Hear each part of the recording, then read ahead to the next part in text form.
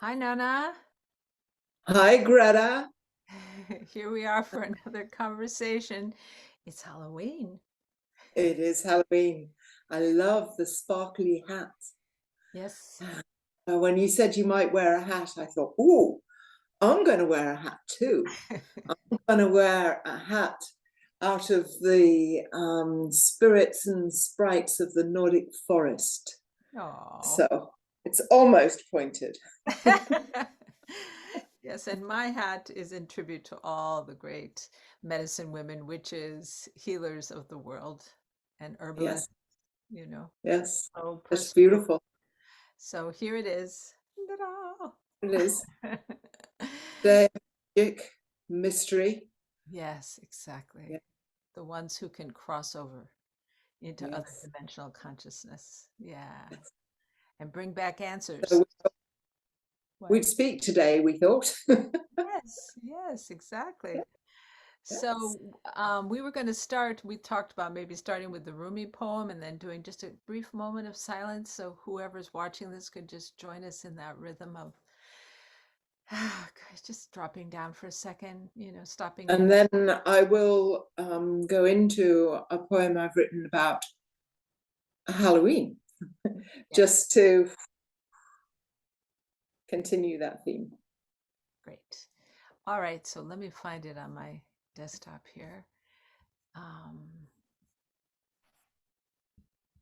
and this is a Rumi poem that we both were talking about. Is just delicious. So here it is, and we'll just take a moment of silence after it, just to, you're in the middle of your day, whatever you're doing when you watch this, just take a moment to drop in. Then we'll be sharing some poems and talking. So here it is, the 14th century Persian poet, Rumi. The breezes at dawn have secrets to tell you. Don't go back to sleep. You must ask for what you really want. Don't go back to sleep. People are going back and forth across the door sill where the two worlds touch. The door is round and open. Don't go back to sleep.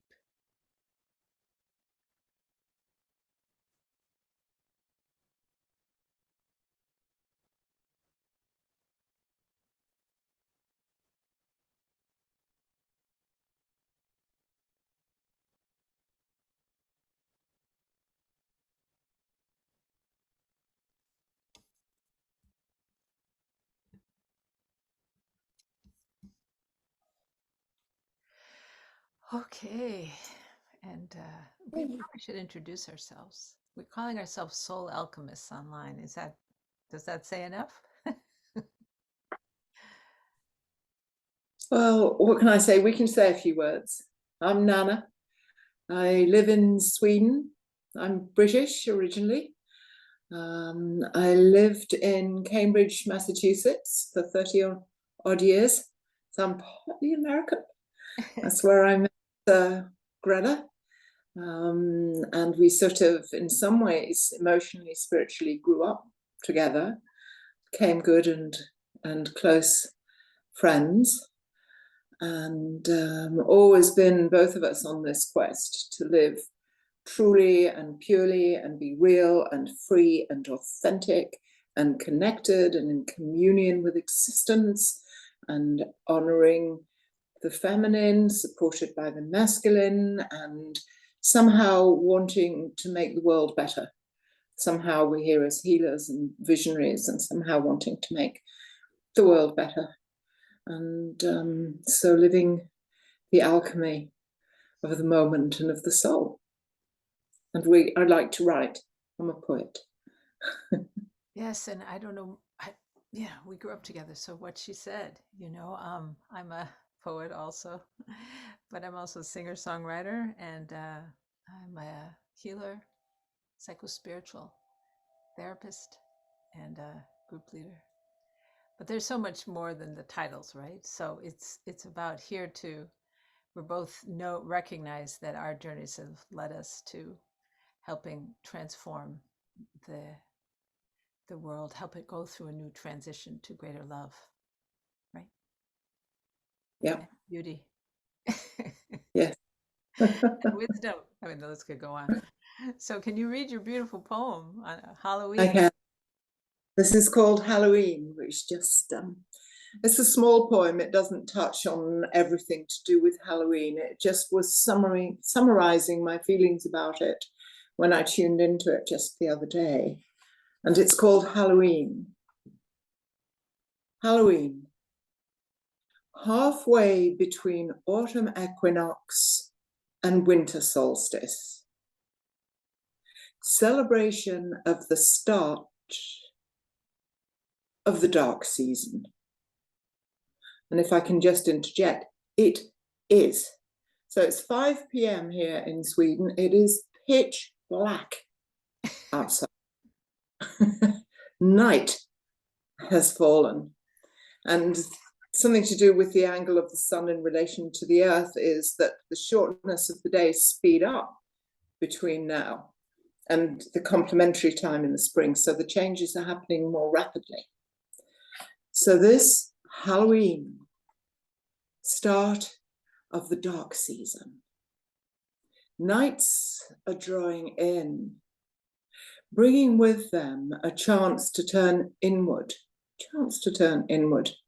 grieve all we have lost, as well as bring a tender light of awareness to all we love. It is a time of cherishing vulnerability,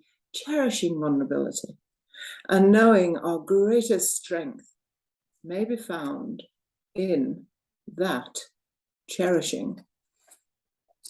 This is a sacred time of welcoming the wisdom and presence and flow of the inner feminine, of inviting insight and intuition to arise, staying present with the unfolding seasons and communing with nature, present with the unfolding seasons and communing with nature.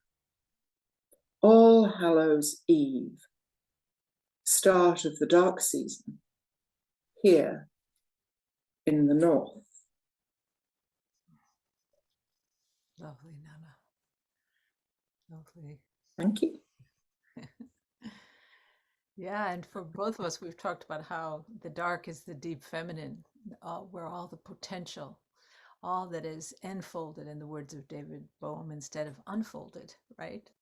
All the potential, but the womb of darkness is being the all-embracer, where the fertile creativity emerges out of that. And you were talking about that you know, you've been more creative as it gets darker, you get more creative, something like that. Exactly. That's exactly right. Yeah. But you have a poem bit about that. You have a poem about the feminine that's just gorgeous. Oh, thanks. Is this a moment to read it? She lives by another code. Yeah, I've just got to You find think? it here.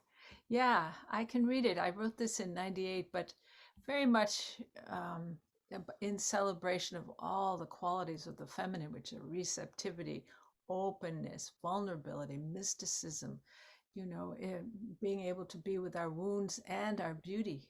You know, it's the dichotomies that only the heart can hold. I am actually I read it the other day and thought, it's still really good, this poem. So here I go. All right. It's called She Lives by Another Code. She glides into a room of people with unassuming grace. She listens in silent compassion to the masses who do not know they exist. When she does speak, her words are laden with truth, minds clear, hearts open, bodies affirm. She understands every story told. But no one comments or offers praise, though they feel the deep relief her presence brings. They have been taught that communication is a contest to listen, an act of submission, a show of weakness, wherein the listener becomes indentured to the one who speaks. They think her undeveloped, that she does not clamor to steal the group mind with thrusts of expression. But she lives by another code. When she cannot attend the dinner or gathering, there is no flow and people feel ill at ease. No one speaks of it, but they feel it. She has retreated into solitude as she does from time to time, to dance and sing, to dream and muse, to receive herself in the company of angels. and be heard.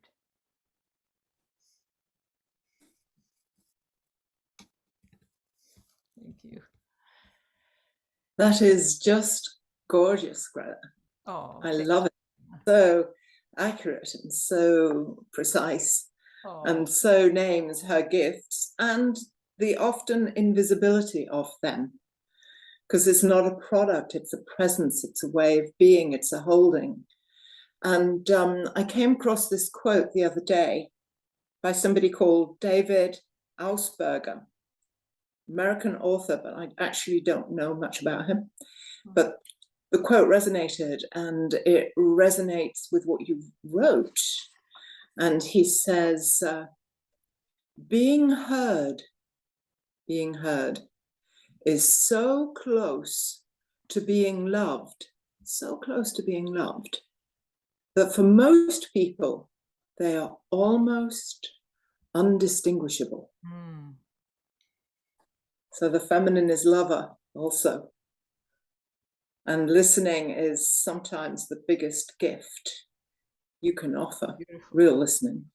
Yeah. Yeah. It is. And that is the deep feminine, receiving. That's the deep feminine. Yeah. And receiving ourselves is the feminine too. Receiving Absolutely. ourselves. So, but on this day of magic, and I mean, I always think that the portals are thin on Halloween. You know, that there are always many dimensional consciousnesses present, but on this day, this is Celtic New Year. The windows open in part of it. It's a little easier, right, to access. Just to access the beauty of life, to access guidance, to access your deeper truth, to hear that small voice within.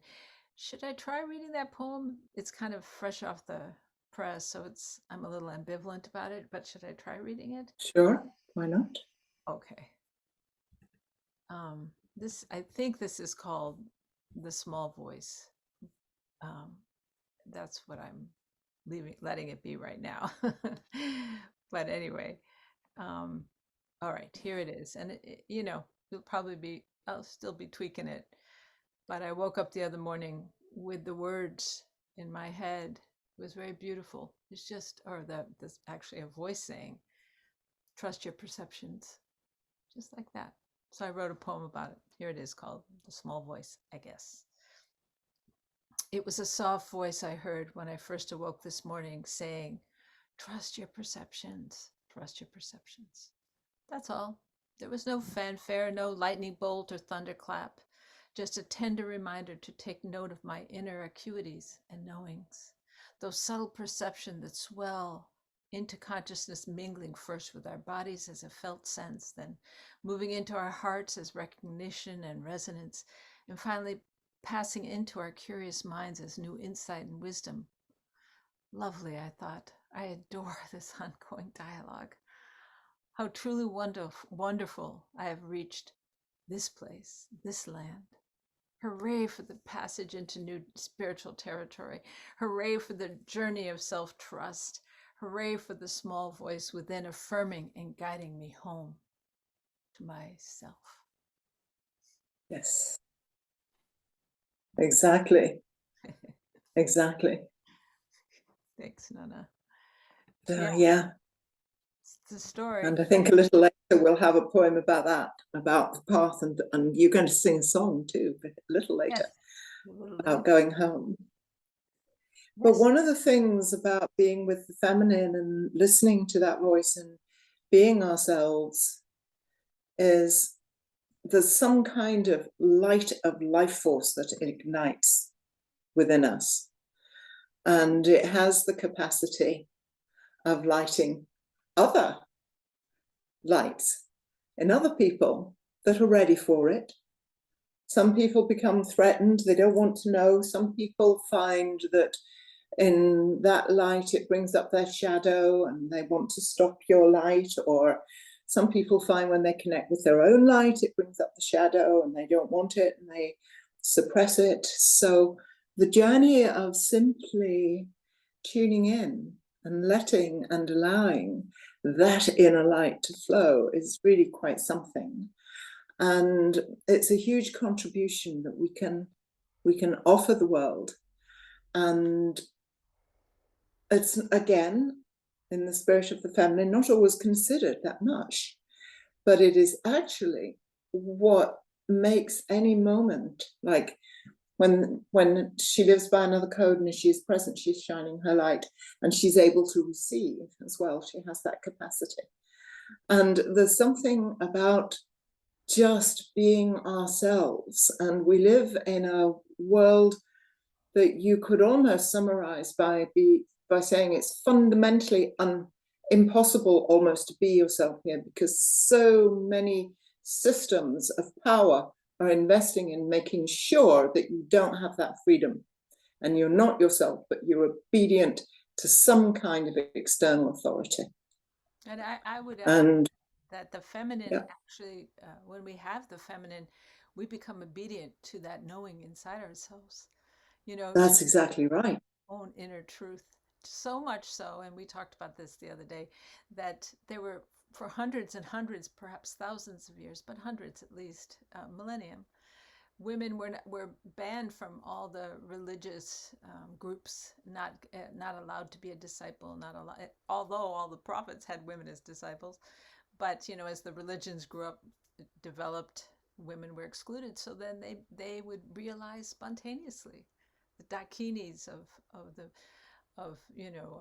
spoken of in parts of Tibet and India and other areas within the Near East, where people were there's records of these women realizing spontaneously, and certainly mystics in Europe and other parts of the world, and also, you know, all the medicine women of Africa and indigenous women in the US and South America and you know, Northern Europe. So there's so many traditions of women finding it without guidance, by listening deep inside, no path.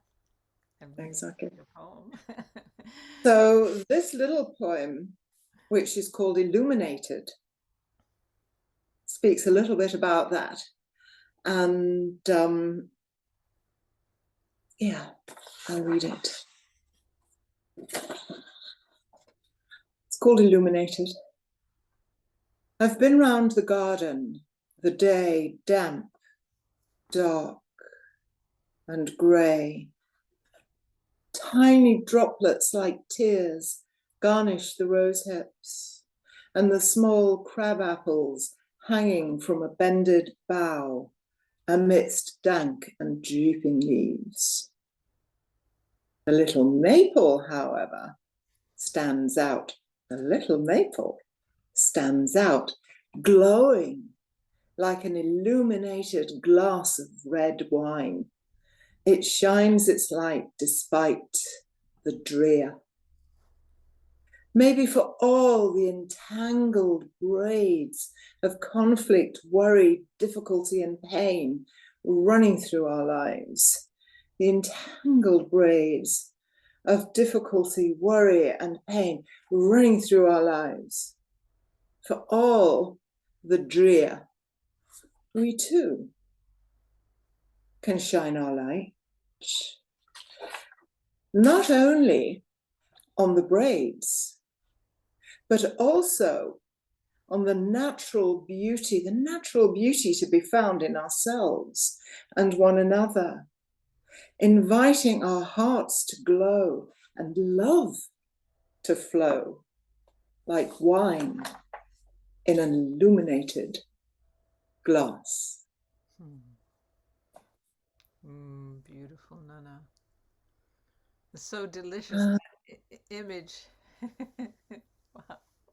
And I'm wearing my red wine colored t-shirt today. But I just want to add, because there is this lovely quote by Annie Lamott and about lighthouses. Can I just read that quote quickly? Absolutely. Lighthouses don't go running around the island looking for boats to save. They don't go running around the island looking for boats to save. They just stand there, shining their light. So this is a time for all the darkness of also shining our light. Nice, Nanna. Really, that's a great quote. I have to say that today I found out this morning that Lula won the election Yes, in Brazil.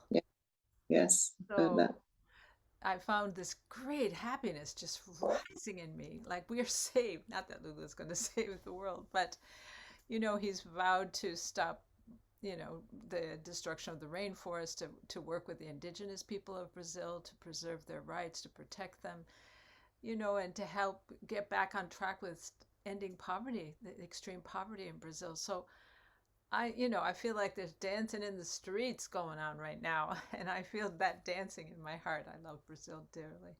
Yes. So, but there's the other thing when there's so much struggle in the world and so much, and I see these as such intense turning times, right? Where we're transforming, in the words of Wendell Berry and Joanna Macy, they coined that term.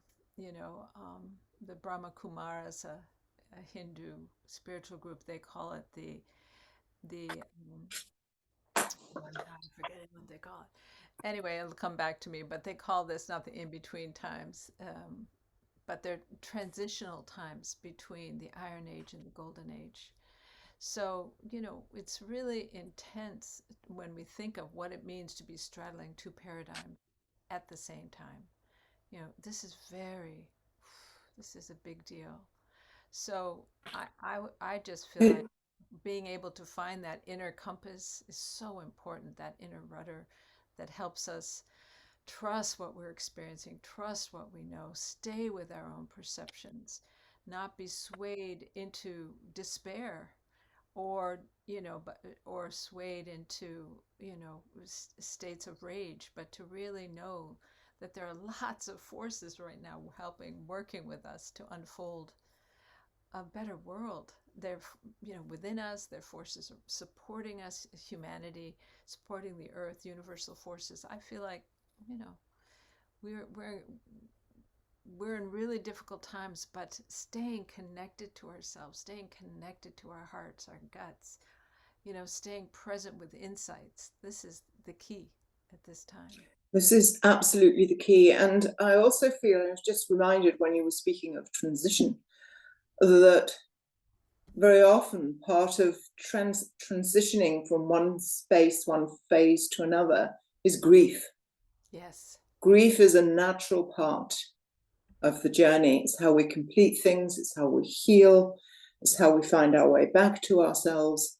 That's how we move from one state to another. So I think it's also important to recognize there's grief in this time, and there are almost two griefs. There's the grief of the horrendous things that are being done to the planet and to other humans. It's one kind of grief. The other grief is the grief of actually evolving. Yes. And moving beyond one stage and coming into another. And those threshold times, there are often grief. Yes. There as well. Absolutely. Yeah. I mean, and we're such a feeling phobic world, really. Yes. Feminine.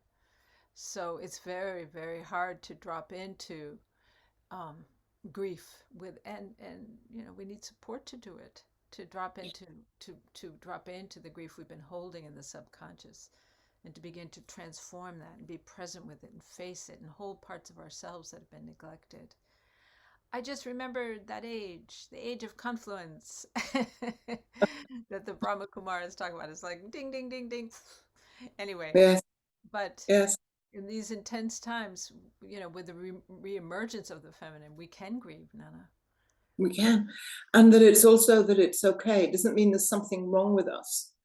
There's so often, if you're grieving, let's stop it. Let's drug you. Let's take sugar. Let's anything. Get high, get away from it. And, I think it could be a real blessing when you ask. I mean, there's a level you ask, how are you? And nobody ever says, because you need a certain amount of safety to say something real.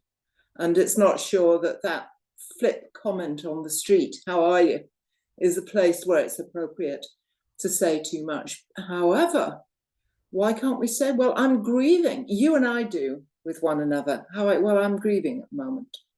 I'm in dissent at the moment. Yes. And that's also part of the feminine, simply to be able to own where you are. There's nothing wrong with any of the states. Not be it's just afraid where you are. emotions. Not be afraid of emotions. They're weather. They come and go. You know, That's right. the body has chemistry. When you grieve, you can't grieve forever. When you sob and wail, endorphins start to release at a certain point. I'm not saying it's not painful. I'm just saying there's a rhythm to grieving, you know, and then we join into that rhythm and supported by others. I think support is really key. Having people It like is. We need talk it. to each other, and I have other people in my life I can talk to and say, this is really hard. I'm so worried about the earth, or other things more personally that I'm struggling with. So anyway, but Yes. yeah. And it's important. That's been the gift in our relationship, and it's the gift in a number of the really close friendships that I have, that's what we can do. Be real about how we are.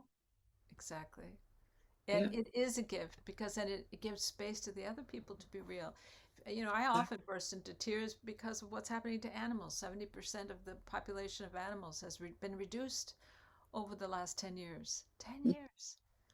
You know, I mean, it's very painful what's going on right now in so many regions of the world, where it seems, again, back to straddling paradigms. It's so hard to have the old paradigms still entrenched in a kind of a peak hierarchy, a peak, you know, assertion of itself, you know, peak patriarchy, you know, and then to be moving into something that's so much more egalitarian and mutual and beautiful and more sourced in generosity and kindness and love, compassion.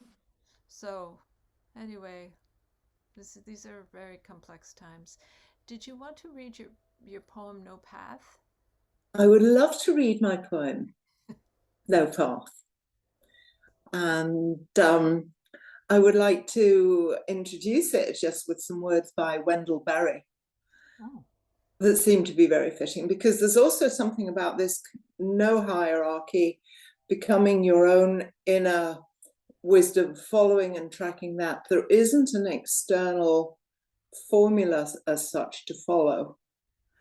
And there's a way that we need to make our own path by living it. And when I saw this by Wendell Berry the other day, I nodded in recognition. He said, it may be that when we no longer know which way to go, we have come to our real journey. And I love that, because then you're not living by formula. You're living by something deeper that's emerging and unfolding. And so my poem, No Path. Yes. I just have to myself. I even have to have a cup of tea. I'm British enough for a sip of tea. So this is No Path. The golden edge of fall has come to the forest. The golden edge of fall has come to the forest. A single branch, bedecked with yellow leaves, hangs low to the ground, amidst the greenery still clinging to the trees. I know this is the start of a new season. I know it is. I can feel it in my bones, yet I want to hold on to what has been. Something in me is in mourning. I know grief can herald the ending of a phase and the beginning of a new one. That grief is part of healing and transition. But oh,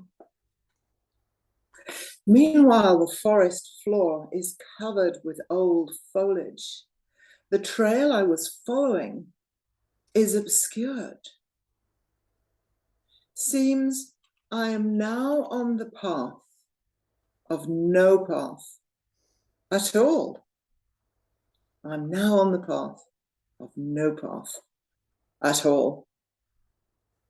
All I can do is stand still, breathe in the musty scent of moist earth.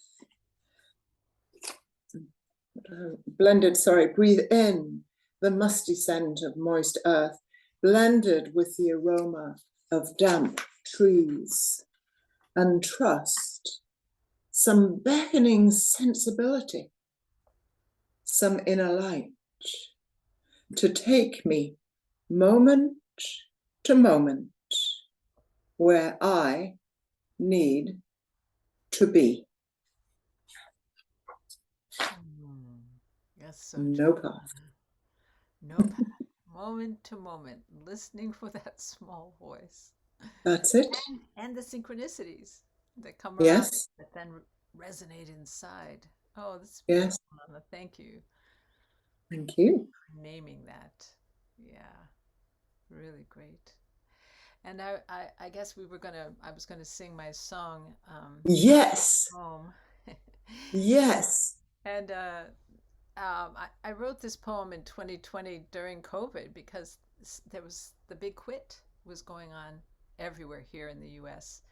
And so I wrote this and I could feel it in my nieces and nephew. I could feel in a lot of the young people I know what they're going through in terms of trying to find something that's real and actually beginning people all over the world beginning to become entrepreneurs. You know, I was in Brazil this summer and people were talking about how they quit their job and that now they're doing an organic garden and selling it to the local markets and other, you know, grassroots efforts to get out of the system, you know, that as you were speaking of earlier, that is can be so soulless. And so here in the US, people are saying after COVID, you know, staying home, I like it here. I like working from home. I like working online. I like being able to be with my kids or, you know, to space my day out as I want to be and to not live in a, or have to commute or be in a, to be always in an office building or anyway. And I know many jobs are structured differently than being in an office building, but still people are finding their truth, their bliss, beginning to follow it. So here's the song I wrote. I have to play it. I'm beginning to record it. So let me just find the recording here and I will sing it. Okay, where are you? Sorry. Well, I'll just do that. Okay, here it is. And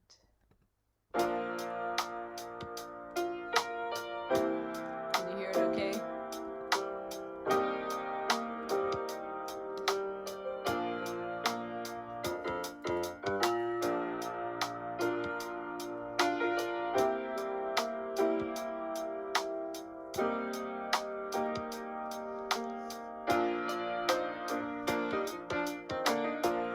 There's a small voice whispering in my ear, something I need to hear. Go home. It's been a long time since I stopped the ride. I got to go inside and find home. 'Cause I have lost my way. It's time to make a change, going home. I got tired of push and shove, somehow forgot the love, going home. Thought I had it right, but then it went too far. We're not meant to live this way.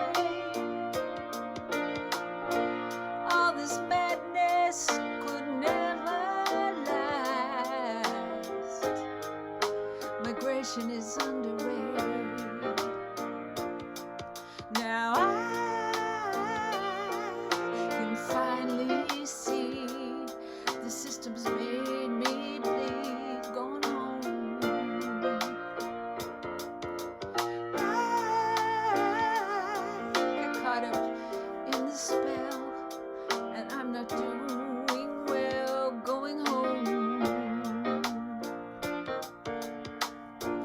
No need to worry about the past or any obstacles in the way. I know I'm choosing a better path, and Spirit will help me find my way. Now I can finally see the road in front of me going home. I don't want to waste my time. I'm ready for sublime going home. Migration is underway. I can't do this for another day. If I follow my bliss, I'll be safe. We're not meant to live this way.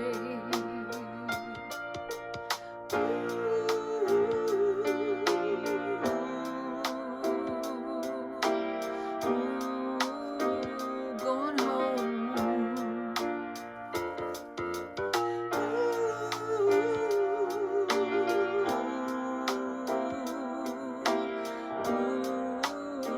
Going home.